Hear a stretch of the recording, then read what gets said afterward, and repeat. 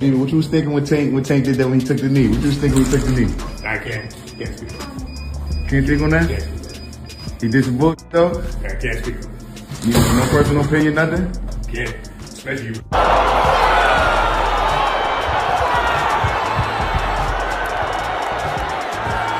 Now I'm just like, all right, now I'm confused. I don't know what's going on. Did you think he was stopping the fight? He had a towel in his hand. To me, I didn't think he was stopping the fight because I was so focused on the ref counting. Like, Referee. Steve Willis just revealed something surprising about what really happened in the ring.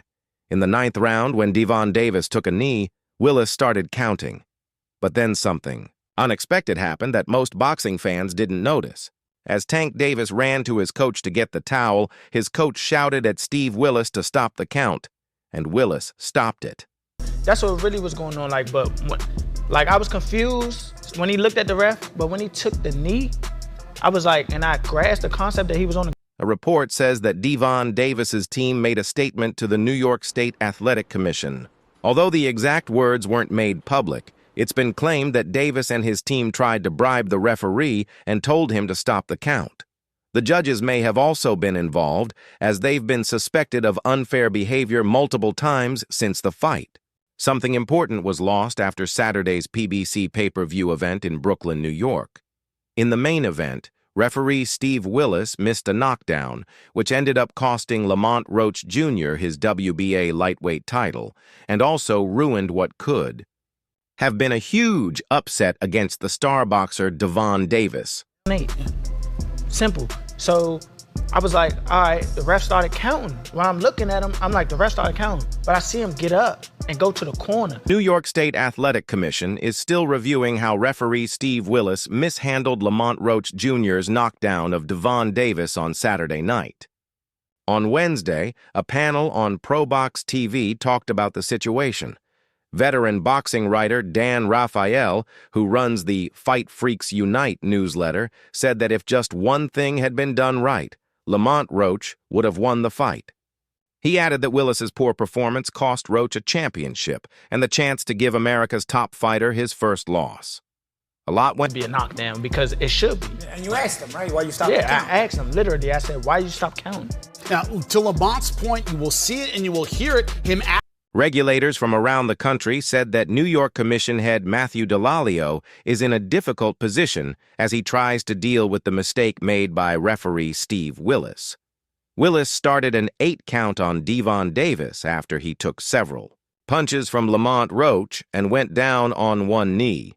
But then Willis stopped the count when Davis walked to his corner, where his co-trainer Calvin Ford wiped his face with a towel. Davis later said he felt something burning in his eye from a hair product and just wanted relief. Some people think Delalio should take a point away from Davis for breaking the rules and name Roach the new WBA lightweight champion after their fight ended in a majority draw. Others believe that wouldn't be fair to Davis, a powerful puncher, who might have fought more aggressively in the last 3 rounds if he knew he was officially knocked. Number 9, GervontaDavis takes a knee, you landed a right hand, then 2 jabs afterward. What were you thinking when this happened? Were you surprised as everybody else? What was on your mind? Man, I was surprised, man. I ain't gonna lie. Like, I thought it was Down. For the panel, made up of retired California referee Jack Rice, trainer Stephen Breadman Edwards, boxing writer Dan Raphael, and ProBox TV regulars Chris Jerry and Paulie Malignaggi all agreed that Roach's bent knee should have been counted as a knockdown. ProBox TV founder Gary Jonas, who advises Roach, sent an official appeal to the New York Commission, asking them to declare Roach the winner. The appeal pointed out several reasons: the missed knockdown, Davis turning his back and walking to his corner, and his coach Calvin Ford stepping into the ring during the round to help him. Edwards made an important comment, saying that while people do make mistakes, it always seems to happen in favor of the star fighter. But then again, like, when I look at him in the corner, I'm like, what is going on? Like, I don't know. I don't know now. I just don't know what's going on. Besides, He added that Steve Willis has had a great career, but this moment clearly caught him off guard. Referee Jack Reese explained that officials have some flexibility during a fight since they are the only ones in charge in the ring. However, Paulie Malignaggi disagreed, saying a fighter cannot call their own timeout. Dan Rafael also mentioned that there was a chance to review the replay of the knockdown, but it wasn't used. This led Malignaggi to say that the best solution is to have an immediate rematch, right back at the Barclays Center in Brooklyn. On his podcast, well-known trainer Ted... I'm sorry. I'm terrible. I am, but I'm ashamed of myself. I am so cynical. But this sport has made me cynical. I'm sorry. I don't see anyone... The Atlas shared his honest thoughts about the refereeing when he was asked about what happened in round 9. Suggested that the referee might have been good but possibly influenced, maybe even bribed, because he likely wouldn't have done the same for Roach. He said, "We need better referees, more educated and properly trained ones. I'm not going to say the issue was honesty, because I don't know for sure. But we definitely need refs who can make the right decisions." Reprimand this referee. I don't... what are they going to do? I mean, it happens too often. It's happened too often. I don't know. We need a national commission. That's the only thing I could think. Know the rules and have the courage to enforce them. He added that he doesn't believe the referee would have allowed Roach to get away with what he let Tank Davis do, because Davis is a star. He went on to say that he believes Tank Davis may have set a record for the most fans ever at the Barclays Center. He wasn't sure, but thought it could have been a new attendance record, maybe even a record for ticket sales. The venue has hosted concerts. But the last thing I want to say to put a bow on this one, Bud, we talked about the controversial part, but I want to finish with the great part. That was high-level boxing. He pointed out that when a referee lets a fighter take a knee, which isn't allowed in boxing and doesn't count it as a knockdown when it should have been, that's a problem. Davis took a jab just before that happened. He said, "I'm not trying to attack Tank Davis.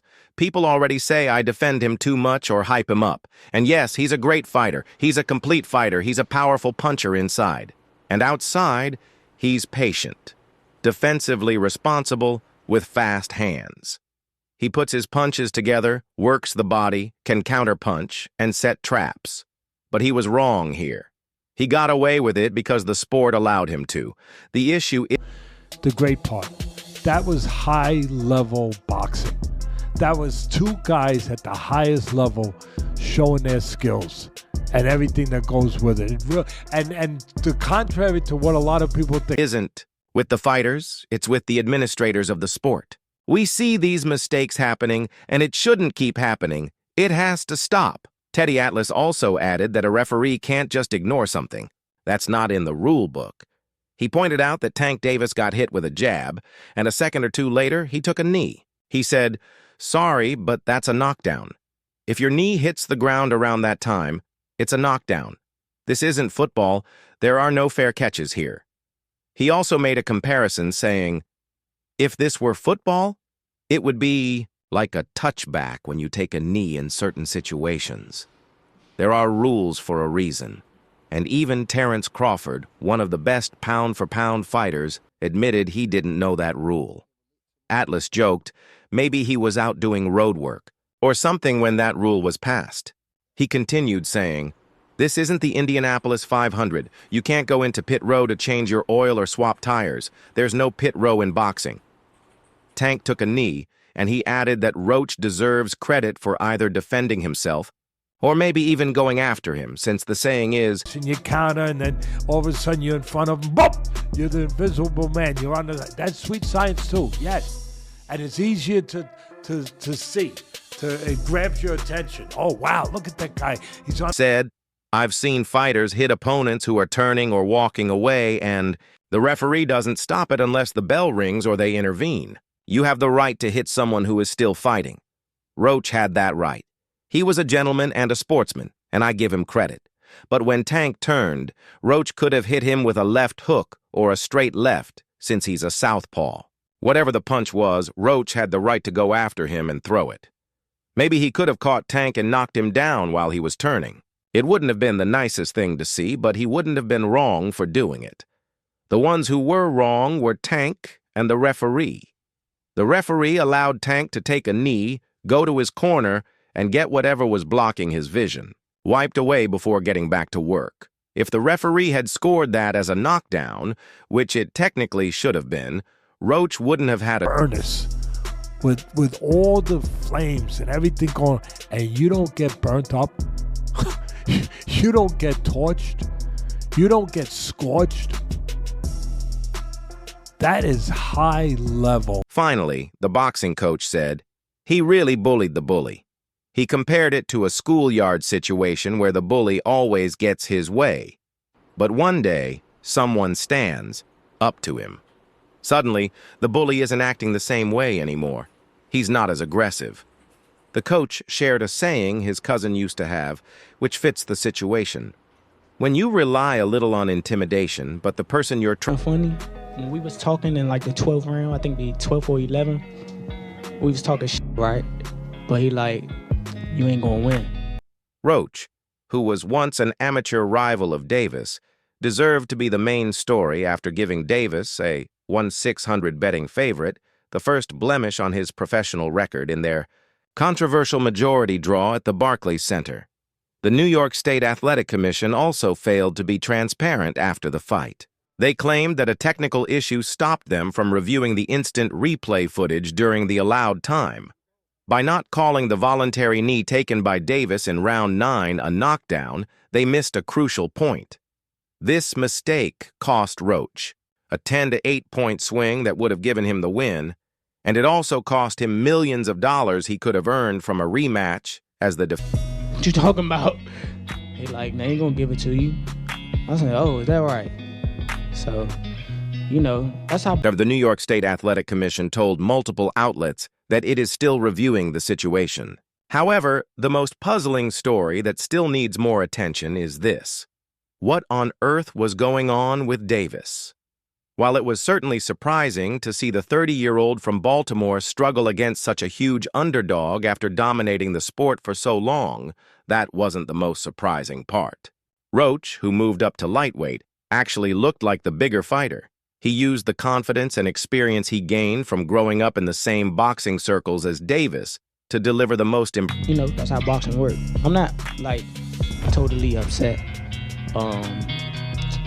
I figured with a superstar, you won't get...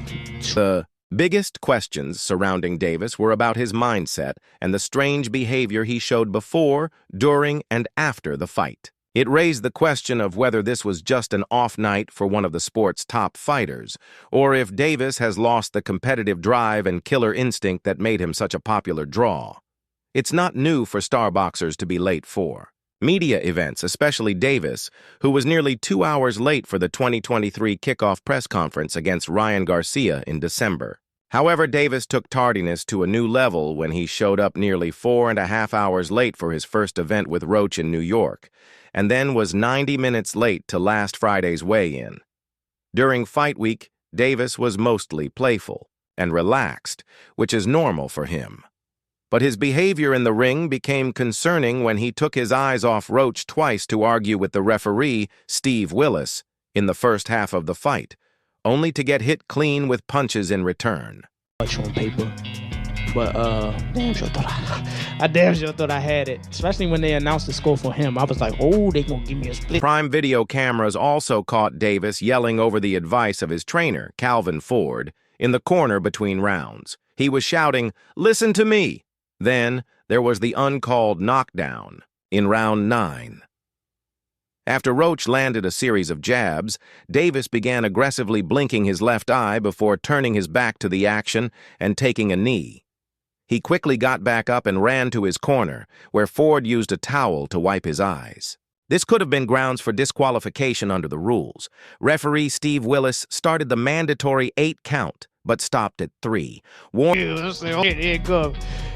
But as soon as I heard that 114, I was just like, damn, all right, it's over with. Not. Only was Davis's explanation of what happened during the post-fight interview strange, but his attitude was noticeably less serious, especially considering how close he came to losing his title and undefeated record.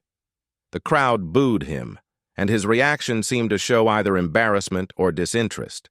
He said, I just got my hair done 2 days ago, and she put grease in it, so it was dripping into my face when I was sweating, and it burned my eyes. Davis continued, Damn, why are y'all booing me? I'm telling you the real facts. Look at my hair. Yeah, man, it's just crazy. I ain't gonna lie. It's okay. We gonna run it back. It's okay. Davis, who has a mandatory rematch clause in his contract and expressed interest in a rematch on social media Monday, seemed a bit more humble when explaining his performance at the post-fight press conference. However, his comments highlighted a lack of awareness about the rules. He said, Nobody likes a draw from a guy who usually gets knockouts and stuff. Like that, but it's cool.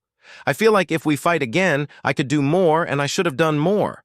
I got lost and lost track of the rounds. That's why we need ring girls. I didn't know what... Can you describe what the feeling was like in the ring? And was it to get the towel out, to get the burn out of your eyes, or what was going on? I didn't want to get caught. Davis explained, I didn't want to get caught while my eyes were burning because you can get knocked out like that, so I'd rather take the knee. But I didn't really know that you could get disqualified for receiving corner assistance mid-round. When Willis started counting, I was like, what the hell? But it's cool. While Davis has had close competitive fights in recent years, with the likes of current welterweight title holder Mario Barrios and former 140-libby champion Isaac Pitbull Cruz, the Roach fight marked his first noticeably flat performance since 2017. In the co-main event of the Floyd Mayweather versus Conor McGregor super fight, Davis missed weight and lost his IBF 130-lib title on the scales. He was then booed for most of an uneven performance against Francisco Fonseca, which ended in an 8th-round knockout. However, the years after saw Davis break out as a global star, and despite his constant legal troubles making headlines, My eyes was burning. And you can get knocked out like that, so I'd rather take the knee. What added to the questions surrounding Davis heading into the Roach fight were the pre-fight narratives, especially multiple comments from Tank himself about possibly retiring soon, with some suggesting it could happen as early as the end of 2025. Davis mentioned wanting to undergo therapy and mental health treatment to be a better father. He explained, "That's why I don't want to box anymore," during an interview with Inside Boxing Live in January. "I want to do therapy, but I feel like if I do, it would take away the fire inside of me. I want everything out of me so I never think about fighting again or even getting angry.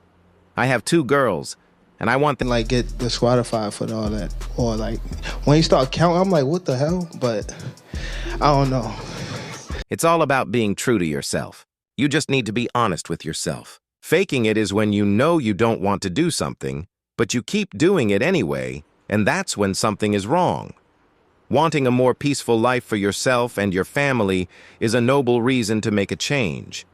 But it's hard to imagine a more dangerous place to be when you no longer want to be there than inside a boxing ring, where your physical and mental health are always at risk." The decision I want, but we didn't get a loss either, so I felt like I won it, the last couple rounds, so it's cool. Lamont is a great fighter. Hopefully I can get that rematch because I know what I can do in a fight. But Davis is one of the most dynamic and entertaining fighters boxing has seen in decades, and one bad night can happen to anyone in a sport as unpredictable as boxing. In boxing, for better or worse, you're mostly judged by your most recent performance. As the conversation quickly shifts from the outrage over how the Davis-Roach fight was handled to the excitement about a possible rematch, let's hope Tank is still competing for the right reasons and brings the right mindset and focus to be at his very best. Tank, how much does it hurt to have the draw on your record now? And do you think it's going to stand as some sort of renewed motivation for you, like the guys were? The rematch seems to be in the works almost immediately. But there's a big obstacle that can only be cleared with the help of the World Boxing Association.